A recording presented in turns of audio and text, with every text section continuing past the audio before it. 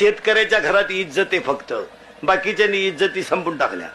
अजून आमची आई देवळा पुढून चालली तर पदर सावरते, आमची आई भाकरीला बसली तर अजून कुत्र्याची भाकर करते, आणि आमच्या आईच्या दारातून भिकारी गेला तर तो बिन भाकरीचा जात नाही. हे आमच्या शेतकऱ्याची श्रीमंती आहे महाराज.